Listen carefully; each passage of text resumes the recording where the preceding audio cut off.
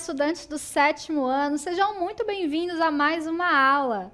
Aqui é a professora Shirley Botelho, do componente de História, e te convido a dar uma olhadinha aqui no nosso objeto de conhecimento.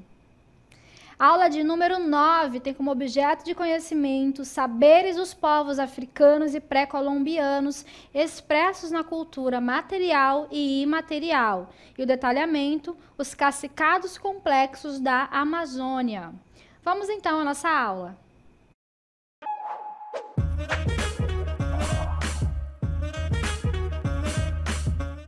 Muito bem, então nessa aula nós vamos falar sobre a Amazônia pré-colonial, sobre o período pré-histórico da Amazônia, especificamente sobre os cacicados complexos. Mas, para nós entendermos toda essa dinâmica, essa estrutura organizacional, a gente precisa voltar alguns milhares de anos antes para entender a chegada dos primeiros habitantes ao continente americano, certo? Então, a gente trouxe aqui para vocês um mapa trazendo algumas dessas teorias a respeito do povoamento da América. Nós temos aqui no nosso mapa, como a gente pode observar, ali, mas naquele outro extremo, a gente observa o quê? Que a origem do homem, ela surge no continente africano, ok? Então, a partir do continente africano, esses hominídeos, o Homo sapiens sapiens, ele vai começar a migrar pelos continentes, vai ocupar ali o continente asiático. O que os vestígios históricos, arqueológicos nos contam? Há cerca de 40 mil anos houve uma extensa era glacial no planeta, de modo que o planeta ele ficou bastante congelado e criou-se ali entre a Sibéria e a Antártica uma espécie de ponte, a ponte de Beríngia. É o que a gente chama ali do Estreito de Bering. E por meio dessa passagem que ficou congelada e houve aí essa união entre os continentes, populações humanas atravessaram esse Estreito de Bering, chegando até a América, ok? Até aqui. Isso teria acontecido entre 11 a 12 mil anos, aproximadamente, ok? Só que existem outras teorias também. Existe uma outra teoria que afirma que outros grupos humanos teriam vindo ali pelo continente Pacífico, que seria a teoria malaio-polinésia. Então, segundo registros, essas populações ali da Polinésia, eles eram exímios navegadores. Então, com suas navegações rústicas para os dias de hoje, eles foram passando de ilha por ilha até atravessar todo o Pacífico e chegar até a América. Uma teoria, ela não derruba a outra, ela não refuta a outra. Então, o que os estudiosos afirmam? Eles afirmam que essas teorias, elas se complementam, né?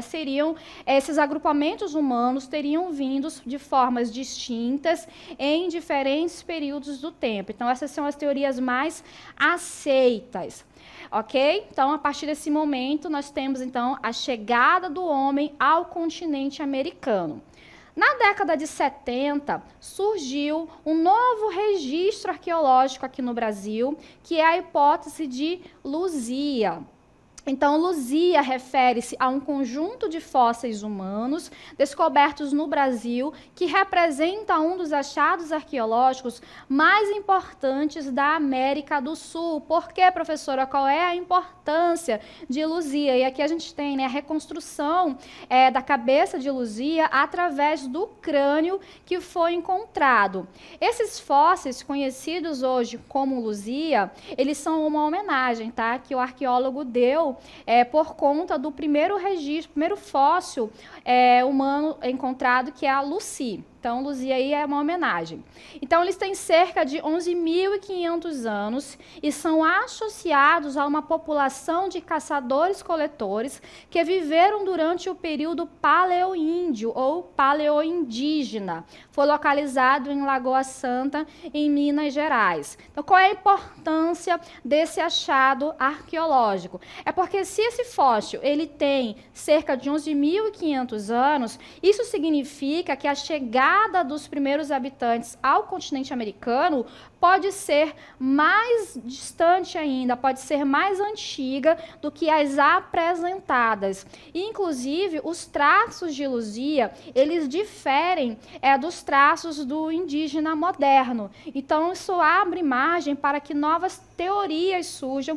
Lembrando que, quando a gente fala em arqueologia, são estudos extensos que são feitos e é um debate que ele não está fechado, certo? É um debate que está aberto e a cada novo achado se monta ali um quebra-cabeça a respeito desses vestígios. Então, Luzia tem a sua importância na medida em que ela traz essas novas informações a respeito dos habitantes da América. Nós temos aqui, então, essa teoria que afirma que é o habitante mais antigo das Américas. E a gente falando sobre arqueologia, sobretudo aqui na região amazônica, a gente precisa entender os desafios em relação a esse campo, a pesquisa arqueológica. Então, a pesquisa na Amazônia, ela enfrenta desafios devido às condições climáticas, à densa vegetação e à rápida degradação dos materiais orgânicos, o que dificulta a preservação de evidências arqueológicas. Então, apesar dessas dificuldades, as descobertas arqueológicas, elas continuam a expandir nosso entendimento da pré-história amazônica, revelando sociedades complexas e estratégias adaptativas ao longo do tempo. E a gente trouxe aqui essa imagem, que é uma imagem muito recente, né, quando a gente fala no campo da história, é uma imagem da seca histórica do Amazonas que ocorreu em 2023. No ano de 2023, o Amazonas passou por uma seca histórica muito profunda, muito severa, e ela revelou importantes vestígios arqueológicos, como pinturas rupestres que antes estavam submersas. Então, a revelação dessas pinturas rupestres reforça a tese de que a região amazônica ela foi ocupada por populações humanas há milhares de anos, o que desafia aquela visão de que a floresta era uma barreira para as civilizações antigas, já que estudos arqueológicos indicam que povos indígenas desenvolveram formas sofisticadas de adaptação ao ambiente amazônico, né, deixando registros culturais que agora começam a emergir. Então, para a gente situar um pouquinho a respeito da pré-história da Amazônia dentro do panorama, né, da história da humanidade, só para a gente relembrar, de acordo com aquela linha tradicional da história, a pré-história tradicional, ela vai ser dividida em duas partes, no Paleolítico e no Neolítico. No entanto, quando a gente fala em pré-história da Amazônia, nós estamos falando de uma região distinta daquela europeia, que vai colocar como padrão aquela linha do tempo. Então, nós não podemos usar essa mesma temporalidade, essa mesma terminologia para falar da pré-história da Amazônia. Vamos relembrar um pouquinho, só para a gente fazer essa distinção entre os períodos da pré-história. A gente tem aqui o período paleolítico, ou idade da pedra lascada, que ele vai do surgimento da humanidade até o ano 8000 a.C.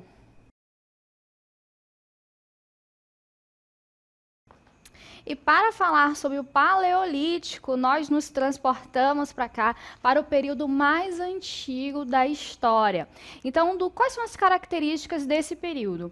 No Paleolítico, os seres humanos eles eram nômades, ou seja, eles não mantinham uma residência fixa, um local fixo.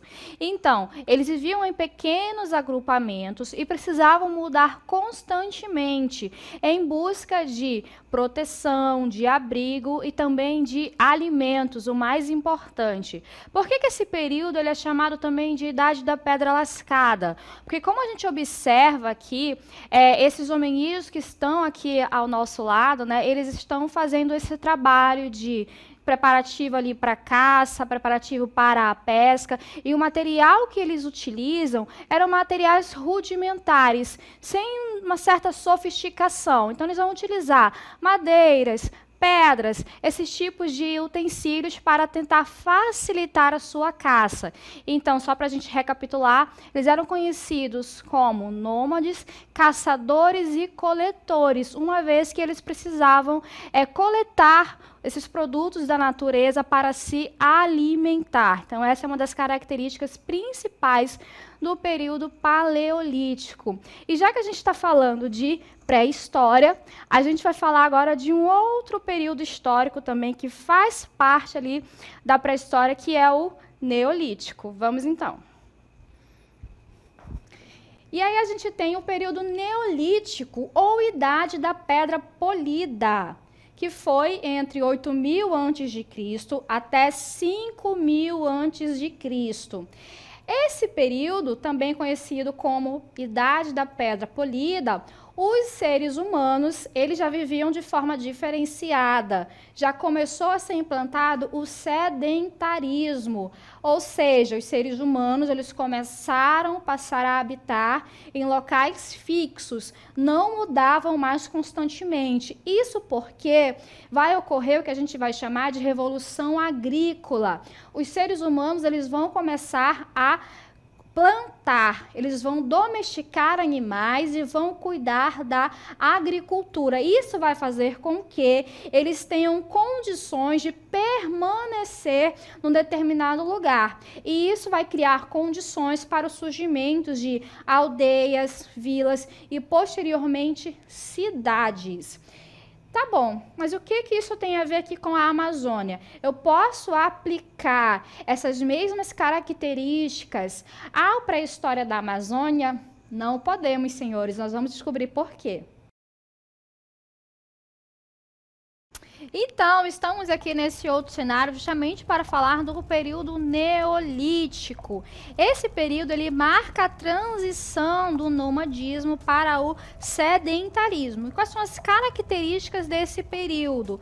As populações humanas, elas passaram a domesticar plantas e animais. Houve nesse período que a gente chama de revolução agrícola, o que vai favorecer justamente a questão do sedentarismo, o fato dessas populações passarem a habitar em um local fixo, sem a necessidade de estar migrando em busca de alimentos, porque agora, ao dominar esses animais, ao domesticar os animais, ao dominar a agricultura, eles já conseguem alimentos. E essa sedentarização, ela vai proporcionar o surgimento de aldeias, vilas e posteriormente de cidades. E agora a gente vai entender um pouquinho mais como que está o funcionamento da pré-história na Amazônia. Então, nós temos aqui a fase paleoindígena, que é o termo correto para descrever a pré-história da Amazônia, que é dividida em 3 fases, certo? Então, essa é a primeira fase. Esse período, ele ocorreu entre 11.000 e 7.500 anos antes de Cristo. As populações desse período, elas eram nômades, como a gente explicou agora há pouco, ou seja, eles migravam constantemente em busca de alimento. Também viviam da coleta de frutos e moluscos e da caça de pequenos animais. Então, esse período ele representa os primeiros vestígios da ocupação humana na região amazônica, caracterizado por grupos nômades de caçadores e coletores que se adaptaram às transformações ambientais do pós-glacial. Então, os principais sítios arqueológicos, eles vão estar localizados ali na região do Orinoco, no sul do Rio Amazonas e no Vale do Rio Gaporé, no Mato Grosso. Eles são identificados pela existência de artefatos de pedra encontrados na região do norte do Rio Orinoco, no sul do Rio Amazonas e no Rio Galera, no Mato Grosso. Então, a gente observa aqui que é uma pintura rupestre no paredão do sítio arqueológico Serra da Lua, localizado no estado do Pará. Essa pintura rupestre, ela representa um importante registro da arte pré-histórica brasileira e oferece valiosos insights, né, sobre a cultura indígena, como eles habitavam a região em tempos remotos. Então, essas manifestações artísticas, elas geralmente eram feitas com pigmentos naturais em tons de vermelho, preto e branco e retratam cenas do cotidiano, figuras humanas, animais e símbolos abstratos que podem estar relacionados a rituais, mitologias ou sistemas de comunicação visual desses povos. Então, a gente tem aqui um testemunho, né, cultural que serve como um registro material de como esses povos eles tinham ali as suas crenças, suas atividades e visão de mundo, né, nas sociedades em que não foram desenvolvidos a escrita.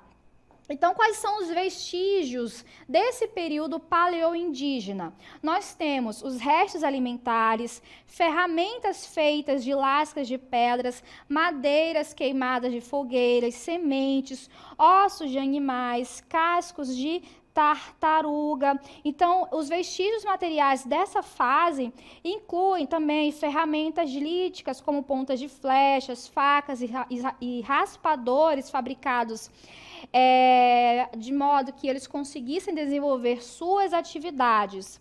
Então, são importantes vestígios aí de como essas culturas se organizavam e viviam.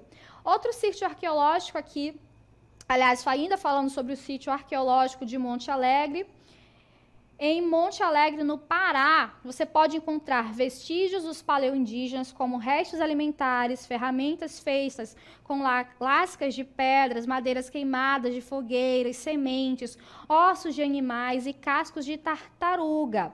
Nas serras do Hererê, Paituna e Araxi, há uma grande quantidade de pinturas rupestres feitas com tintas coloridas a partir do pó de rocha.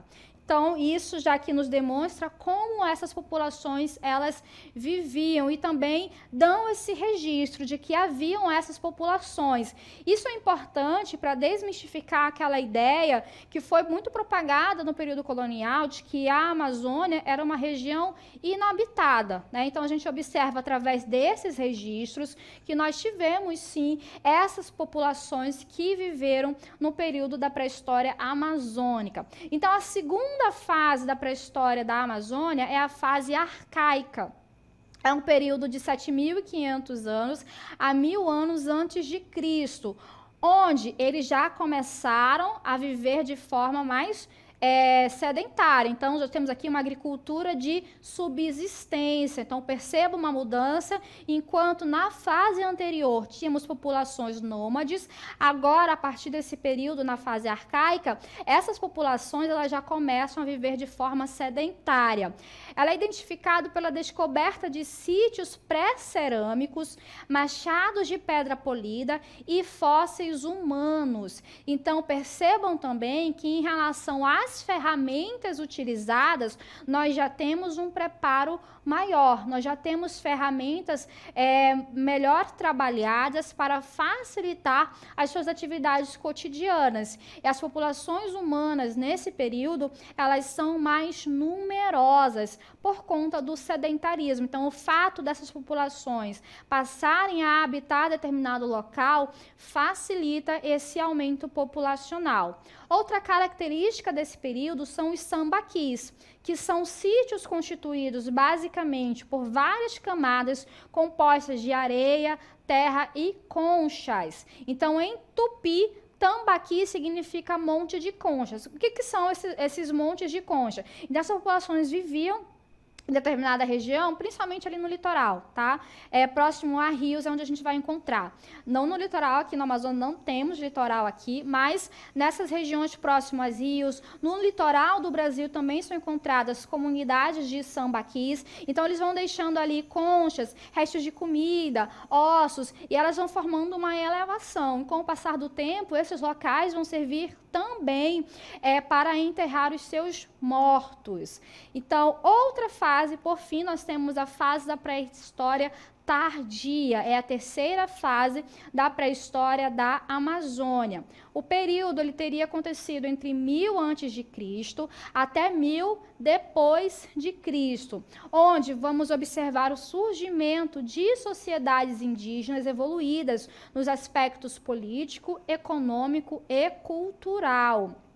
E praticava a agricultura de milho e arroz. Então, só para a gente traçar essa linha do tempo, lá na fase paleoindígena, os seres humanos, os grupos indígenas viviam de forma nômade, viviam da coleta de pequenos animais, viviam da coleta de frutos. Já na fase arcaica, inicia esse processo de sedentarização, ocorre um aumento populacional, e já aqui na fase da pré-história tardia, nós observamos sociedades com um grau mais complexo de evolução, de uma sociedade mais organizada, mais hierarquizada. O artesanato, ele é mais rico e sofisticado, ele é melhor trabalhado. Então, cidades densamente habitadas, controladas por poderosos caciques, com cobrança de tributos e existência de escravizados. É a fase dos cacicados complexos. Mas, afinal de contas, o que são os cacicados complexos? Os cacicados complexos, ele refere-se a formas de organização social e política em comunidades indígenas que se diferenciam dos demais pelo grau de evolução alcançado na Amazônia. Essas cidades possuíam uma estrutura política mais elaborada e complexa, liderada por caciques ou chefes, localizadas nos vales e afluentes dos rios Amazonas, Orinoco e regiões andinas. Então, os cacicados complexos, eles foram essas formas de organização sociopolítica que floresceram na Amazônia, aqui na pré-história, nesse período da pré-história tardia. Então, essas sociedades, elas eram extremamente hierarquizadas, lideradas por caciques, que eram chefes políticos e também religiosos, e elas desafiam essa visão tradicional de que a Amazônia era habitada apenas por tribos dispersas e isoladas. Em vez disso, como a gente observa, eles desenvolveram cidades bastante organizadas e estruturadas. Para falar um pouquinho sobre isso, a gente trouxe dois relatos, na verdade, de dois cronistas que passaram pela região amazônica no século XVII. O cronista, o Frei Gaspar de Carvajal e o Cristóvão de Acunhã. Então, o Frei Gaspar de Carvajal, ele registrou o seguinte: há mais de 150 delas, cada uma com línguas diferentes, tão imensas e muito populosas quanto quaisquer outras que vimos em toda a nossa rota. Ele está se referindo aqui a essas cidades, a essas comunidades que são encontradas, que a gente vai denominar de cacicados complexos. Então, a expedição que vinha, que o Frei acompanhava, ela teve contato com esses cacicados complexos.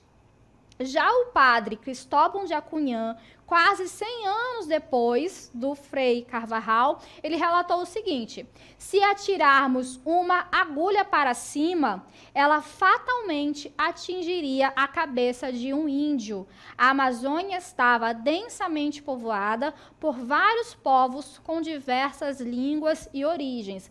Então, o registro desses cronistas, eles são muito importantes por corroborar com essas teorias arqueológicas, com esses vestígios arqueológicos que nos trazem essas informações. Então, nós temos aqui dois cronistas que, ao passarem pelos rios do Amazonas, eles tiveram contato, visualizaram e puderam perceber a grandiosidade dos cacicados complexos.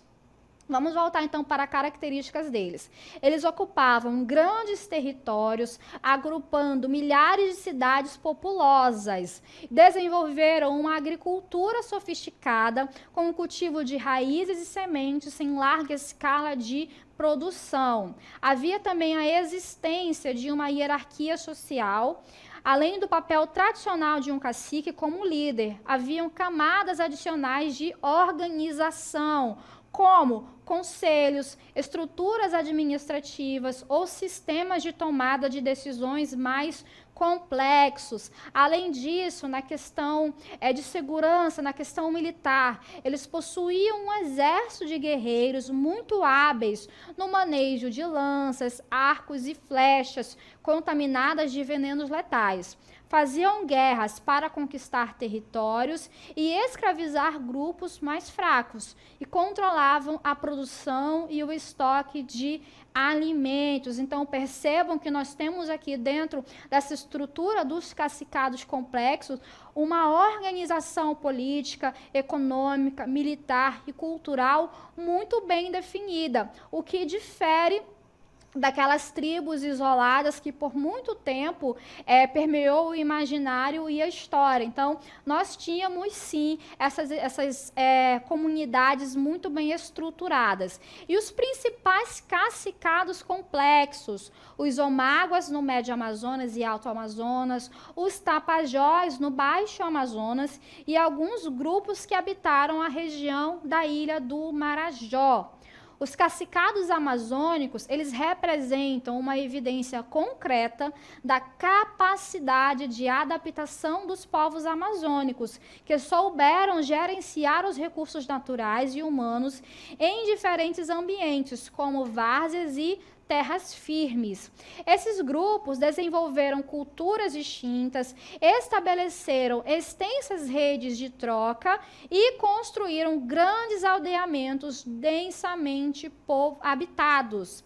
Sua organização espacial estava em sintonia com a natureza e as comunidades vizinhas, com as quais competiam pelo acesso aos rios e áreas alagadas, estabelecendo alianças e envolvendo-se em conflitos armados durante o período pré-colonial na Amazônia. Agora, já que a gente mencionou alguns desses cacicados complexos, vamos entender, pormenorizar cada um deles. Os Omáguas ficavam localizados ali no Baixo Rio Napo, afluente do Rio Amazonas, em território peruano, até a região dos rios Javari e Rio Içá, afluentes do rio Solimões pelas margens direita e esquerda, próximo à atual cidade de São Paulo de Olivença. Então, os Omáguas, eles eram um dos grupos indígenas mais influentes da Amazônia pré-colonial e ocupavam, como a gente observou, né, um vasto território. Esse grupo, ele praticava uma agricultura intensa, com técnicas avançadas de cultivo, especialmente de mandioca. Outro grupo, os Machifaro, tinham seu domínio por 220 quilômetros na margem direita do rio Amazonas, da Foz Tefé ao Coari. Então, eles dominavam também essa extensa região. Esse território estratégico lhes permitia o controle de importantes rotas fluviais. Temos também os Iorumã ou Iorumágua, que dominavam a foz do rio Purus por 250 quilômetros à margem esquerda até Codajás. Então, ele era um povo indígena que também tinha um domínio de um extenso território. Eles se destacavam pela agricultura desenvolvida, cultivando mandioca, milha e outras culturas essenciais para a sua subsistência.